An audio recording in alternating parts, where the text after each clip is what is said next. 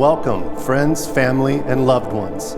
We come together today in the sight of God and before all of you all as witnesses for the marriage of James and Sydney.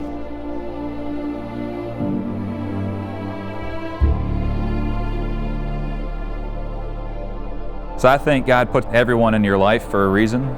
That reason isn't always obvious right away. Sometimes it takes time for that reason to reveal itself, for you to know for sure. Like when Sydney and I first met at Governor's Scholars Program in Kentucky, and Captain Ron pointed out the shoe tree at Murray State University, where all the married couples who met there come back and tie a shoe to the tree. I didn't know it was her. When our freshman year of college, she asked me to walk her home from the gym, and then I talked her ear off. I didn't know it was her. When our sophomore year of college, we lived in the same building and saw each other every week. I didn't know it was her. When our senior year of college, I ran into her in my favorite crummy college bar, and she was so stunning and beautiful, and we talked forever. And she was intelligent, kind, all put together. I didn't know it was her, but I had a feeling.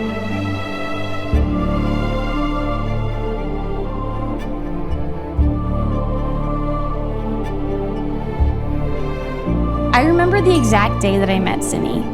It was during our first year of veterinary school, and a couple of us were celebrating the completion of our first ever anatomy exam. A mutual friend, Mercedes, introduced me to Sydney, and we spent the rest of the night talking. We hit it off immediately, and only a few hours after meeting Sydney, I called home to my dad, all excited because I had met a new friend. And I told him that I thought I had made a friend for life.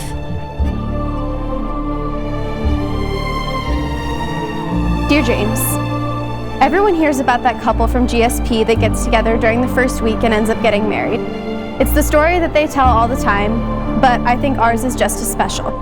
What seemed like several chance meetings and funny Snapchats was the foundation of a friendship that would make our relationship what it is today.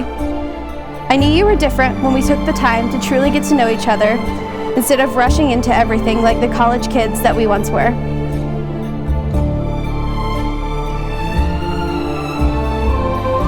Marriage is a sacred covenant in our culture. It's a tradition of partnership, of trust, and of dependence on one another to navigate the stormy seas of life. People have said that marriage requires work, commitment, and sacrifice, and certainly all of those things are true. No matter what it looks like in the end, however, a healthy marriage always needs a solid foundation.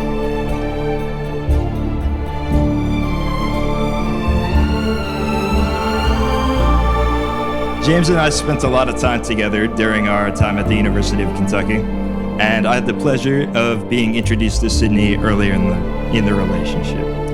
As many of us know as friends and parents, it can be difficult seeing them spend more and more time with someone special, but I immediately saw the positive effects on James from Sydney. Sydney is an intelligent, beautiful, and accomplished woman. Spending the last week with him, I've seen how he's grown from a party animal to a well-groomed and well-refined party animal.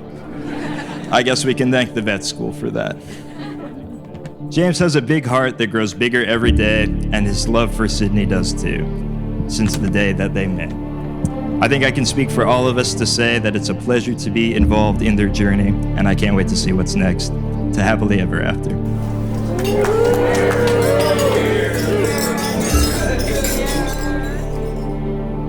Everything changed when the world shut down in 2020, and we made the decision to quarantine together so that I didn't have to be all alone. We got along so naturally in my tiny apartment, and I realized that this could be something more serious. We did the distance thing for a while when I first started veterinary school, and while I'm definitely glad that's over, we grew a lot over that year. Renting and decorating our first apartment together has been so fun, and I still love our little home just as much as I did at the beginning.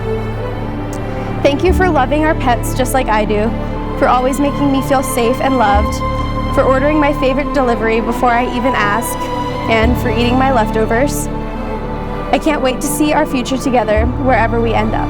I love you. When that feeling took us ice skating, out for coffee, out for drinks, for a movie, for watching college football, and then for our first kiss, I still didn't know. When COVID hit and the world around us turned upside down, but we were still together, I still didn't know.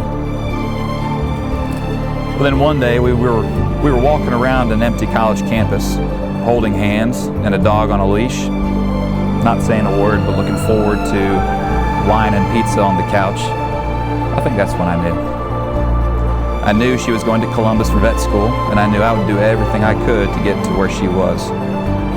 I knew that with me working long nights, her studying for a rewarding yet challenging career, and with my obligation to the Army, things would not always be easy. I knew that no matter the trials, no matter the journey to come, there would be no one I'd rather walk with through it all than with Sydney. Sydney is my strength. She gives me clarity, comfort, and contentment in my life. God is my rock, and Jesus is my Savior. God brought a little bit of heaven down to earth when He made her. Jesus put her in my life to brighten my darkest days, I think on the condition that I promise to always do the same. Hand in hand and arm in arm, I hope we'll walk this life together, to hold and to hear and to love and to cherish for now and then forever.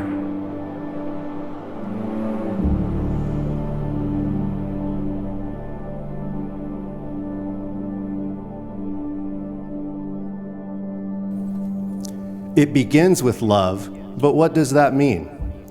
St. Paul the Apostle wrote of the centrality of love and what it is in his letter to the church in Corinth.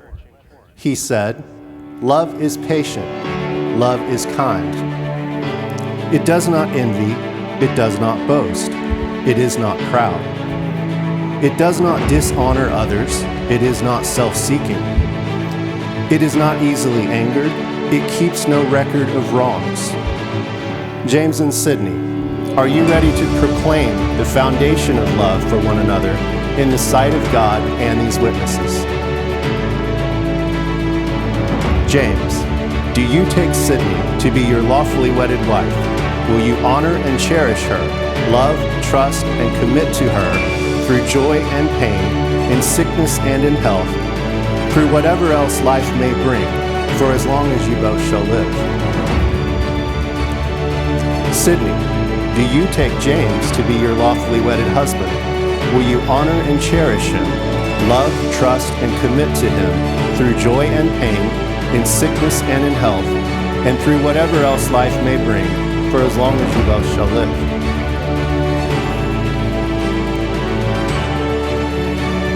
In the Gospel of St. Matthew, Jesus said, "They are no longer two, but one. Therefore, what God has joined together, let no one separate." James and Sydney, having proclaimed your love and commitment to one another in the eyes of God and your loved ones, I am happy to pronounce you husband and wife. James, you may kiss the bride.